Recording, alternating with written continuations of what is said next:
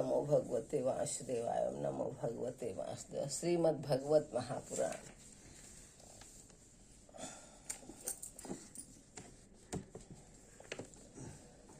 श्रीमद् भगवत महापुराण पंचम स्कंध पंचमो अध्याय। ऋषभ जी का अपने पुत्रों को उपदेश देना और स्वयं अवधूत वृत्ति ग्रहण करना। ऋषभ देव जी ने कहा, पुत्रों, इस मर्त्यलोक में यह मनुष्य शरीर दुखमय विषय भोग प्राप्त करने के लिए ही नहीं है। ये भोग तो विष्टा भोजी सूकर कुकुर आदि को भी मिलते ही हैं। इस शरीर से दिव्य तप ही करना चाहिए, जिससे अंतःकरण शुद्ध हो, क्योंकि इसी से अनंत ब्रह्मानंद की प्राप्ति होती है। शास्त्रों ने महापुरुषों की सेवा को मुक्ति का और स्त्री संगी कामनियों के संग को नरक का द्वार बताया है। महापुरुष वे ही हैं जो समान चित्त, परम शांत, क्रोधहीन, सबके हित चिंतन और सदाचार संपन्न हो, अथवा मुझ परमात्मा के प्रेम को ही जो एकमात्र पुरुषार्थ मानते हो, केवल विषयों की ही चर्चा करने वाले लोगों में तथा स्त्री पुत्र और धन आदि सामग्रियों से संपन्न घरों में जिनकी अरुचि हो और जो लौकिक कार्यों में केवल शरीर निर्वाह के लिए ही प्रवृत्त होते हैं, मनुष्य अवश्य प्रमाद बस कुकर्म करने लगता है। उसकी वह प्रवृत्ति इंद्रियों को तृप्त करने के लिए ही होती है। मैं इसे अच्छा नहीं समझता, क्योंकि इसी के कारण आपको यह असत और दुखदायक शरीर प्राप्त होता है। जब तक जीव को आत्म तत्व की जिज्ञासा नहीं होती, तभी तक अज्ञानवश देहादि के द्वारा उसका स्वरूप छिपा रहता है। जब तक यह लौकिक वैदिक कर्मों में फंसा रहता है, तब तक मन में कर्म की वासनाएं भी बनी रहती है और इन्हीं से देह बंधन की प्राप्ति होती। इस प्रकार अविद्या के द्वारा आत्मस्वरूप के ढक जाने से कर्म वासनाओं के वशीभूत हुआ चित्त मनुष्य को फिर कर्मों में ही प्रवृत्त करता है। अतः जब तक उसको मुझ वासुदेव में प्रीति नहीं होती, तब तक वह देह बंधन से छूट नहीं सकता।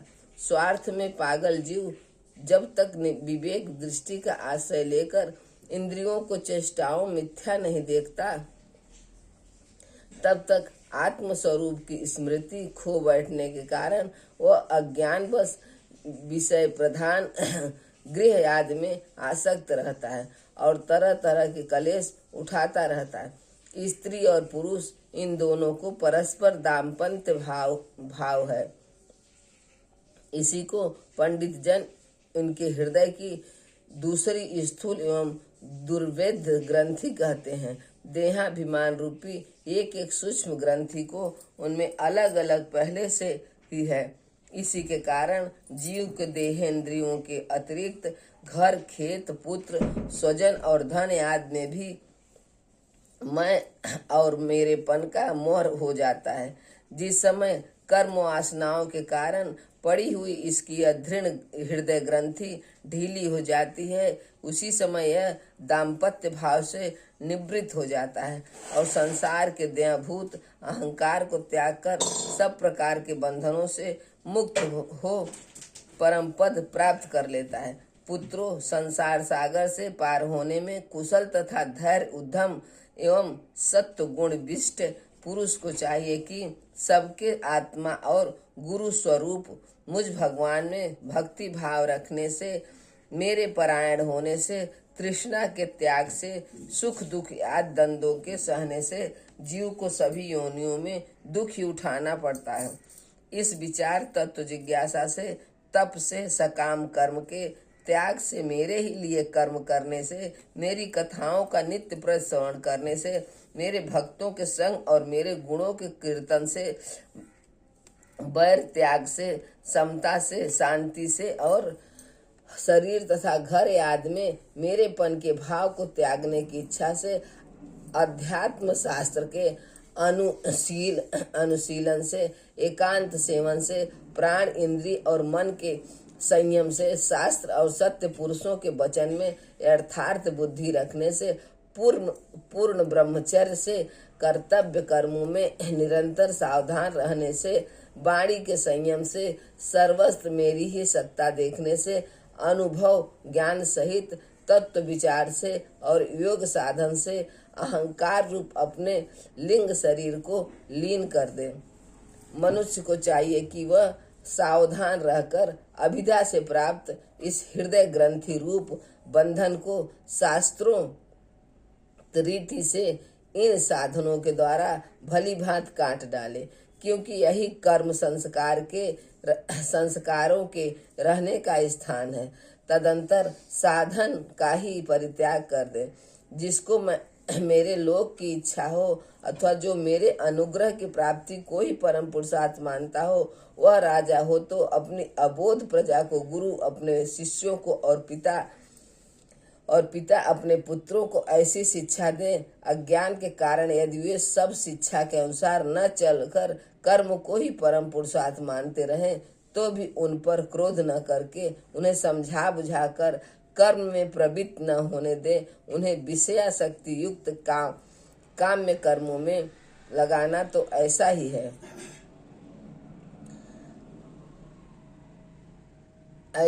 है, जैसे किसी अंधे मनुष्य को जानबूझकर गड्ढे में ढकेल देना। इसी से भला किस पुरुषार्थ की सिद्धि हो सकती है। अपना सच्चा कल्याण किस बात में है, इसको लोग नहीं जानते। इसी से वे तरह तरह की भोग कामनाओं में फंसकर तुच्छ शरीर सुख के लिए आपस में बैर ठान लेते हैं और निरंतर विषय भोग के लिए ही प्रयत्न करते रहते हैं। वे मूर्ख इस बात पर कुछ भी विचार नहीं करते कि इस बैर विरोध के कारण नरक आदि अनंत घोर दुखों की प्राप्ति होगी। गड्ढे में गिरने के लिए उल्टे रास्ते से जाते हुए मनुष्य को जैसे आंख वाला पुरुष उधर नहीं जाने देता, वैसी अज्ञानी मनुष्य को अविद्या में फंसकर दुखों की ओर जाते देखकर कौन ऐसा दयालु और ज्ञानी पुरुष होगा जो जानबूझकर भी उसे उसी राह पर जाने दे या जाने के लिए प्रेरणा करेगा। मैं अपने प्रिय संबंधी को भगवत भक्ति का उपदेश देकर मृत्यु की फांसी से नहीं छुड़ाता। वह गुरु नहीं है, स्वजन नहीं है, पिता नहीं है, माता नहीं है, इष्ट देव नहीं है और पति नहीं है। मेरे इस अवतार शरीर का रहस्य साधारण जनों के लिए बुद्धिग्रम नहीं है। शुद्ध तत्व ही मेरा हृदय है और उसी में धर्म की स्थिति है। मेरे अधर्म को अपने से बहुत दूर पीछे की ओर ढकेल दिया है। इसी से सत्य पुरुष मुझे ऋषभ कहते हैं। तुम सब मेरे उस शुद्ध सत्वमय हृदय से उत्पन्न हुए हो, इसलिए मत्सर छोड़कर अपने बड़े भाई भरत की सेवा करो। उसकी सेवा करना मेरी ही सेवा करना है और यही तुम्हारा प्रजा पालन भी है। अन्य सब भूतों की अपेक्षा वृक्ष अत्यंत श्रेष्ठ है, उनसे चलने वाले जीव श्रेष्ठ हैं और उनमें भी कीटादि की उपेक्षा ज्ञान युक्त पशु याद श्रेष्ठ और पशुओं से मनुष्यों से प्रथमों से गंधर्वों से सिद्धि और सिद्धों से देवताओं के अनुनायी किन्नर आदि श्रेष्ठ हैं। उनसे असुरों से देवता और देवताओं से भी इंद्र श्रेष्ठ हैं। इंद्र से भी ब्रह्मा जी के पुत्र दक्षादि प्रजापति श्रेष्ठ हैं। ब्रह्मा जी के पुत्रों में रुद्र सबसे श्रेष्ठ हैं। वे ब्रह्मा जी से उत्पन्न हुए हैं, इसलिए ब्रह्मा जी उनसे श्रेष्ठ हैं। वे भी मुझसे उत्पन्न हैं और मेरी उपासना करते हैं, इसलिए मैं उनसे भी श्रेष्ठ हूँ। परंतु ब्राह्मण मुझसे भी श्रेष्ठ हैं, क्योंकि मैं उन्हें पूज्य मानता हूँ। सभा में उपस्थित ब्राह्मणों को लक्ष्य करके विप्रगण दूसरे किसी भी प्राणी को मैं ब्राह्मणों के समान भी नहीं समझता, फिर उनसे अधिक तो मान ही कैसे सकता हूँ। लोग श्रद्धा पूर्वक ब्राह्मणों के मुख में जो अनाद आहुति डालते हैं, उसे मैं जैसी प्रसन्नता से ग्रहण करता हूँ, वैसे अग्निहोत्र में होम की हुई सामग्री को भी स्वीकार करता हूँ। जिन्होंने इस लोक में अध्ययन नाद के द्वारा मेरी वेद रूपा अति सुंदर और पुरातन मूर्ति को धारण कर रखा है, तथा जो परम पवित्र सत्वगुण सम दम सत्य दया तप तितिक्षा और ज्ञान आदि 8 गुणों से संपन्न है, उन ब्राह्मणों से बढ़कर और कौन हो सकता है। मैं ब्रह्म आदि से श्रेष्ठ और अनंत हूँ तथा स्वर्ग मोक्ष याद देने की भी सामर्थ्य रखता हूँ, किंतु मेरे अकिंचन भक्त ऐसे निष्पुह होते हैं कि वे मुझसे भी कभी कुछ नहीं चाहते, फिर राज्य आदि अन्य वस्तुओं की तो वे इच्छा ही कैसे कर सकते। पुत्रों, तुम संपूर्ण चराचर भूतों को मेरा ही शरीर समझकर शुद्ध बुद्धि से पद पर उनकी सेवा करो, यही मेरी सच्ची पूजा है। मन वचन दृष्टि तथा अन्य इंद्रियों की चेष्टाओं का साक्षात फल मेरा इस प्रकार का पूजन ही है। इसके बिना मनुष्य अपने को महा मोहमय कालपास में छुड़ा नहीं सकता। श्री सुखदेव जी कहते हैं, राजन ऋषभ देव जी के पुत्र यद्यप स्वयं ही सब प्रकार सुशिक्षित थे, तो भी लोगों को शिक्षा देने के उद्देश्य से महाप्रभावशाली परम सुहद भगवान ऋषभ ने उन्हें इस प्रकार उपदेश दिया। ऋषभ देव जी के 100 पुत्रों में भरत सबसे बड़े थे। वे भगवान के परम भक्त और भगवत भक्तों के परायण थे। ऋषभ देव जी ने पृथ्वी का पालन करने के लिए उन्हें राजगद्दी पर बैठा दिया और स्वयं उपशमशील निवृत्ति परायण महामुनियों के भक्ति ज्ञान और वैराग रूप परम हंसोचित धर्मों की शिक्षा देने के लिए बिल्कुल विरक्त हो गए। केवल शरीर मात्र का परिग्रह रखा और सब कुछ घर पर रहते ही छोड़ दिया। अब वे वस्त्रों का ही भी त्याग करके सर्वथा दिगंबर हो गए। उस समय उनके बाल बिखरे हुए थे, उन्मत्त का सा भेष था। इस स्थिति में वे आवाहनीय अग्निहोत्र की अग्नियों को अपने में ही लीन करके सन्यासी हो गए और ब्रह्मवर्त देश से बाहर निकल गए।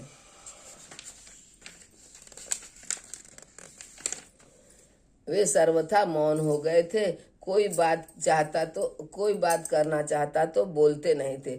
जड़ अंधे बहरे गूंगे पिचास और पागलों की सी चेष्टा करते हुए वे अवधूत बने जहाँ जहाँ विचरने लगे। कभी नगरों और गांवों में चले जाते तो कभी खानों किसानों की बस्तियों बगीचे पहाड़ी गांवों सेना की छावनियों गौशालाओं के अहिरों की बस्तियां और यात्रियों के टिकने के स्थानों में रहते। कभी पहाड़ों जंगलों और आश्रम आदि में विचरते थे।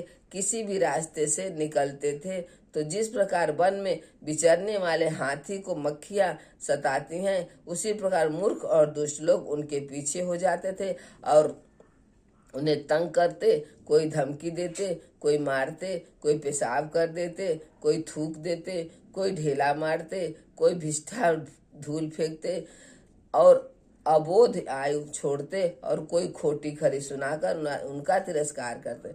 किंतु वे इन सब बातों पर जरा भी ध्यान नहीं देते। इसका कारण यह था कि भ्रम से सत्य कहे जाने वाले इस मिथ्या शरीर में उनकी अहंता ममता तनिक भी नहीं थी।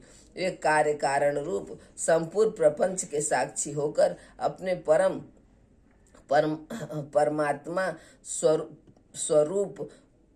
परमात्मा स्वरूप रूप में ही स्थित थे। इसलिए अखंड चित्त वृत्ति से अकेले ही पृथ्वी पर विचरते थे। यद्यप उनके हाथ पैर छाती लंबी लंबी बाहें कंधे गले और मुख आदि अंगों की बनावट बड़ी ही सुकुमार थी, उनका स्वभाव से ही सुंदर मुख स्वाभाविक मधुर मुस्कान से और भी मनोहर जान पड़ता था। नेत्र नवीन कमल दल के समान बड़े ही सुहावने थे। विशाल एवं कुछ लाली लिए हुए थे। उनकी पुतलियां शीतल एवं सत्ता पहाड़ी थी। उन नेत्रों के कारण वे बड़े मनोहर जान पड़ते थे। कपोल कान और नासिका छोटे बड़े न होकर समान एवं सुंदर थे तथा उनके अस्फुष्ट हास्य युक्त मनोहर मुखारविंद की शोभा को देखकर पुर नारियों के चित्त में कामदेव का संचार हो आता था। तथापि उनके मुख के आगे जो भूरे रंग की लंबी लंबी घुंघराली लटें लटकती रहती थी, उनके महान भार और अवधूतों के समान धूली धू सरित देह के कारण वे ग्रहग्रस्त मनुष्य के समान जान पड़ते थे। जब भगवान ऋषभदेव ने देखा कि यह जनता योग साधन में विघ्न रूप है और इससे बचने का उपाय भी विभक्त संवृत्ति से रहना ही है, तब उन्होंने अजगर वृत्ति धारण कर ली। वे लेटे ही लेटे खाने पीने चबाने और मल मूत्र त्याग करने लगे। वे अपने त्यागे हुए मल में लोट-पोट कर शरीर को उसमें सान लेते थे, किंतु उनके मल में दुर्गंध नहीं थी, बड़ी सुगंध थी और वायु उस सुगंध को लेकर उनके चारों ओर दम योजन तक सारे देश को सुगंधित कर देते थे। इसी प्रकार गौ मृग और काकादि की वृत्तियों को स्वीकार कर वे उन्हीं के समान कभी चलते हुए, कभी खड़े खड़े, कभी बैठे हुए और कभी लेटे लेटे ही खाने पीने और मल मूत्र का त्याग करने लगते। परीक्षित परमहंसों को त्याग के आदर्श की शिक्षा देने के लिए इस प्रकार मोक्षपति भगवान ऋषभदेव ने कई तरह की योग चर्चाओं का आचरण किया। वे निरंतर सर्वश्रेष्ठ महान आनंद का अनुभव करते रहते थे। उनकी दृष्टि में निरुपाधिक रूप से संपूर्ण प्राणियों की आत्मा अपने आत्म स्वरूप भगवान वासुदेव से किसी प्रकार का भेद नहीं था, इसलिए उनके सभी पुरुषार्थ पूर्ण हो चुके थे। उनके पास आकाश गमन मनोजवित मन की गति के समान थी। शरीर का भी इच्छा रखते ही सर्वस्व पहुंच जाना, अंतर्धान, प्रकाश, प्रवेश, दूसरे के शरीर में प्रवेश करना, दूर की बातें सुन लेना और दूर के दृश्य देख लेना, आदि सब प्रकार की सिद्धियां अपने आप ही सेवा करने को आई, परंतु उन्होंने उनका मन से आदर या ग्रहण नहीं किया। श्रीमद् भगवत महापुराणे संहिता पंचम स्कंदे ऋषभदेव अनुष्ठे पंचमो अध्याय समाप्त। ओम नमो भगवते वासुदेवाय। ओम नमो भगवते वासुदेवाय।